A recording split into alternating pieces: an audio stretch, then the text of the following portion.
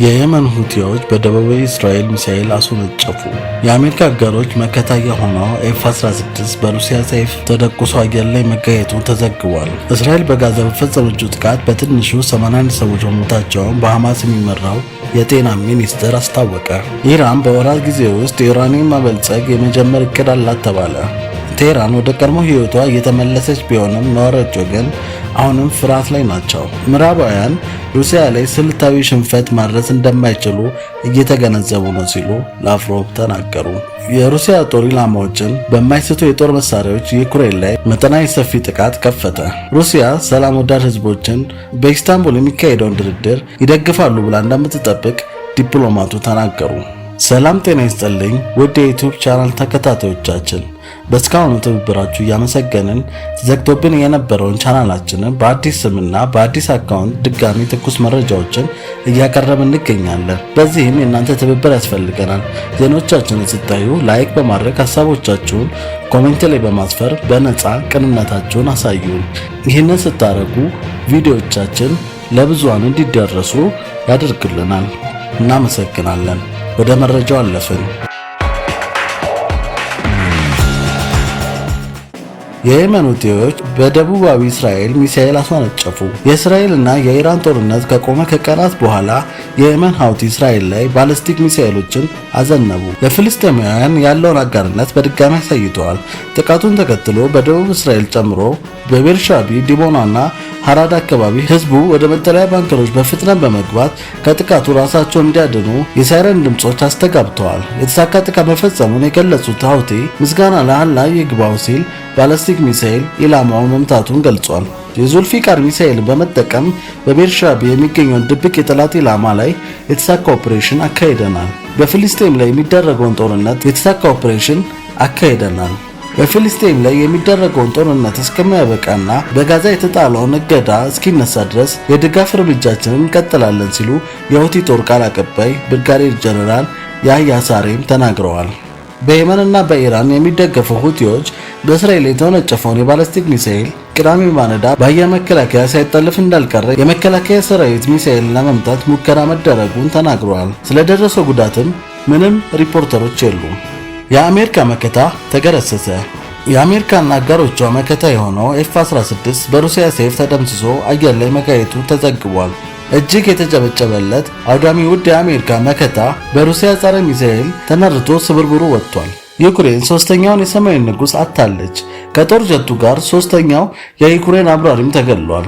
እስራኤል በጋዛ በፈጸመችው ጥቃት በትንሹ 81 ሰዎች መሞታቸውን በሐማስ የሚመራው የጤና ሚኒስቴር አስታወቀ። እስራኤል እስከ ቅዳሜ እኩለ ቀን ድረስ ባላት 24 ሰዓታት ውስጥ በጋዛ በፈጸመችው የአየር ድብደባ በትንሹ 81 ፍልስጤማውያን ሲገደሉ ከ400 በላይ መቁሰላቸውን በሐማስ የሚመራው የዜና ሚኒስቴር አስታውቋል።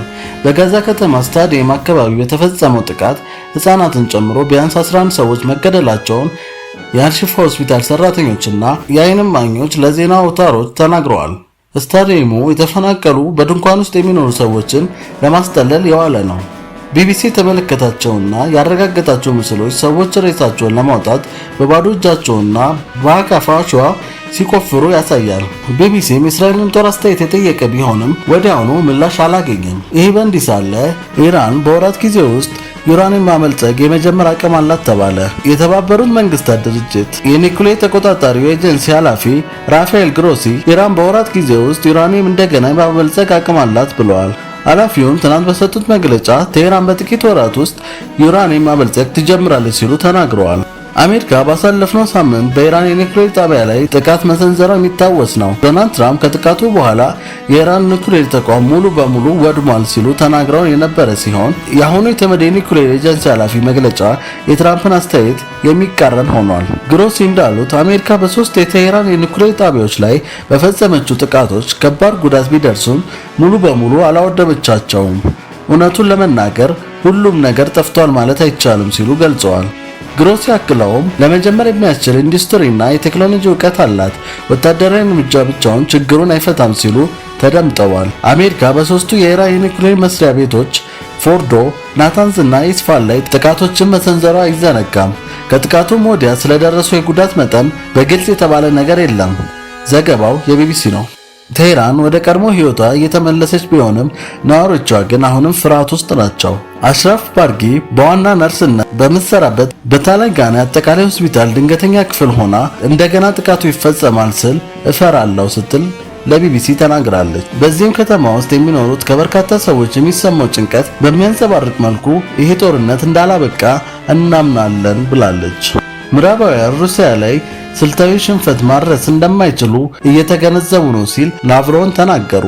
የሩሲያ የውጭ ጉዳይ ሚኒስትር የምዕራባውያን ስብስብ ከሩሲያ ጋር ዳግም ጠብ በመፈለግ ናዚ የኬቭ አገዛዝን እንደ መደብደቢያ ግድ በመጠቀም ስትራቴጂካዊ ሽንፈት ለማድረስ ሞክረዋል ብሏል። ይህ በዚህ ጊዜ አይሰራም፣ ምዕራባውያን ከዚህ በፊትም አሳክተውት አያውቁም፣ ምናልባትም አሁን እየተረዱት ነው ሲሉ ሰርጌይ ላቭሮቭ ከኪርጊዝስታን አቻቸው ጄምቤክ ኩሉባየቭ ጋር በተገናኙበት ወቅት ተናግረዋል። የሩሲያ ጦር ኢላማቸውን በማይስቱ የጦር መሳሪያዎች ዩክሬን ላይ መጠነ ሰፊ ጥቃት ከፈተ። ጥቃቱም በዩክሬን የነዳጅ ማጣሪያዎችና ወታደራዊ ኢንዱስትሪ ኮምፕሌክስ ተቋማት ላይ ያነጣጠረ እንደነበረ የሩሲያ መከላከያ ሚኒስቴር አስታውቋል። ኪንዛል፣ ኢሮፓሊክስ፣ ሃይፐርሶኒክ ሚሳይልና ድሮኖችን ጨምሮ የረጅም ርቀት የአየር የባህርና የምድር መሳሪያዎችን ተጠቅመዋል። ሁሉም ኢላማ የሆኑ ተቋማት በመመታታቸው የጥቃቱ ግብ ተሳክቷል ሲል ሚኒስትሩ በመግለጫው ገልጿል። ሩሲያ ሰላም ወዳድ ህዝቦችን በኢስታንቡል የሚካሄደውን ድርድር ይደግፋሉ ብላ እንደምትጠብቅ ዲፕሎማቱ ተናገሩ። በቪየና የጦር መሳሪያ ቁጥጥር ድርድር የሩሲያ ልዑክ መሪ ዩሊያ ዝዳኖቫ በአሜሪካ በሳውዲ አረቢያ እና በቱርክ ድጋፍ ቀጥተኛ የሩሲያ ዩክሬን ንግግሮችን እንዲቀጥሉ ሁኔታዎች ተመቻችተዋል ሲሉ ለስፑትኒክ ተናግረዋል። ግን ይሄ ጅማሬው ነው። አንዳንድ ኃይሎች ግማሽ እርምጃዎችን በመውሰድ ወይም ሂደቱ ሙሉ በሙሉ ማደናቀፍ ከፍተኛ ፍላጎት እንዳላቸው እናያለን ብለዋል። በድርድሩ መጨረሻ ሞስኮና ኪየቭ ሁሉም አቀፍ ስምምነት መፈረም እንዳለባቸው ዲፕሎማቱ አጽንኦት ሰጥተዋል። ከ3 ዓመት በኋላ ሩሲያና ዩክሬን ግንቦት 8 ለመጀመሪያ ጊዜ ድርድር ያደረጉ ሲሆን ሁለተኛው ዙር ድርድራቸው ግንቦት 25 በቱርክ አካሂደዋል። የሩሲያ ውጭ ጉዳይ ሚኒስትር የቀጣዩ ዙር የድርድር ቀን በቅርብ እንደሚወሰን ባለፈው ሳምንት አስታውቀዋል። ከኢትዮጵያ ወዳገኘነው ዜና ስንሄድ ብሪክስ እና ኢትዮጵያ ሩሲያ በሰላም ኒውክሌር ኃይል አጠቃቀም ዙሪያ ለደረሱ ስምምነት ጉልበት እንደሚሰጥ የኢትዮጵያ ኤሌክትሪክ ኃይል ኮርፖሬሽን ኃላፊ ተናገሩ። ኒውክሌርን ለሰላም አገልግሎት ለማዋል የሚደረጉ እንቅስቃሴዎች የሚደግፉ ሀገራት አሉ። ከዛም ውስጥ አንዷ ሩሲያ ናት። አክለውም በሶቪየት ህብረት የተሰራው የመልካ ዋካን ኃይል ማመንጫ ሩሲያን ለማደስ ፍላጎት ማሳየቷን ገልጸዋል። መልሶ ለማደስና አቅሙን ለማሻሻል በኢትዮጵያ በኩል ፍላጎት አለ። በሩሲያ በኩልም ራሳቸው ስለሰሩት እኛው ብንጠግለው የሚል ፍላጎት ስላላቸው በኢነርጂው ዘርፍ ትልቅ እድል ይዞ መጥቷል ብለን እናምናለን ብለዋል።